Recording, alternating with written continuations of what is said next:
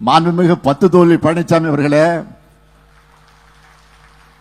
2019ஆம் ஆண்டிலிருந்து தமிழ்நாட்டு மக்கள் தொடர்ச்சியா உங்களுக்கு டாடா பை பை சொல்லிட்டு தான் இருக்காங்க.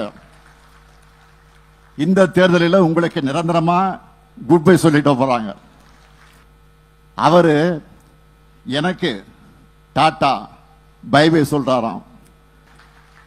மக்கள் இனி ஒருபோதும் உங்களை நம்ப போறதில்லை.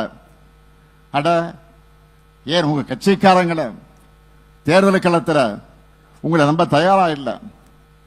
ஒரு காமெடியில வரும், ஒரு திரைப்படத்தில் வரும், அதுக்கெல்லாம் நீ சரிபட்டு வரமாட்ட.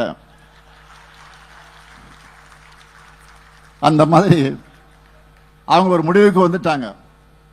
இதை தெரிஞ்சுக்கிட்டு போலியா ஒரு பிம்பத்தை உருவாக்க ஒரு படம் இருக்கு. படத்துடைய பேர் தெரியும் உங்களுக்கு, சுந்தரன் டிராவல்ஸ். அந்த மாதிரி பஸ்ஸை எடுத்துக்கிட்டு கிளம்பிட்டார். இப்போ அந்த பஸ்ல இருந்து புகை வர்ற மாதிரி இப்ப ஒரு வாயிலிருந்து பொய்யும் அவதூறுமா வந்துகிட்டு இருக்கு. மக்கள் உங்களை நம்ப தயாரா இல்லை. விரக்தியில என்ன பேசுறதுன்னு தெரியாம தமிழ்நாட்டு மக்களான உங்க மேலேயே குற்றச்சாட்டு வைக்கிறார், உங்களை கொச்சைப்படுத்துகிறார். என்னன்னா 1000 ரூபாய்க்கு ஏமாந்துட்டீங்களே, 1000 ரூபாய்க்கு நீங்க ஏமாந்து போயிட்டீங்களே அப்படின்னு ஒவ்வொரு பிரச்சார கூட்டத்தையும் தாய்மார்களை பார்த்து பேசுறாரு. மக்கள் ஏமாறல, பாஜகவை நம்பி நீங்க தான் ஏமாந்து போயிருக்கீங்க.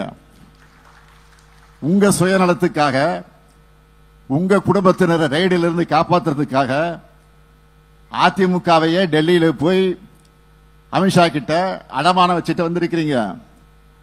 3 காரு 4 காருன்னு மாதிரி அமித்ஷா வீட்டு கதை தட்டின கதையை பற்றி தம்பி உதயநிதி தான் முதல்ல எடுத்து பேசினார். நீங்க என்ன சொல்றீங்க? அமித்ஷா வீட்டு கதை தட்டா என்ன தப்பு அப்படின்னு வெக்கமில்லாம கேட்கறீங்க. யாருக்காக தட்டினீங்க? உங்க குடும்பத்தை ரைடிலிருந்து காப்பாற்ற, உங்க கட்சியை அடமானம் வைக்கத்தானே தட்டினீங்க.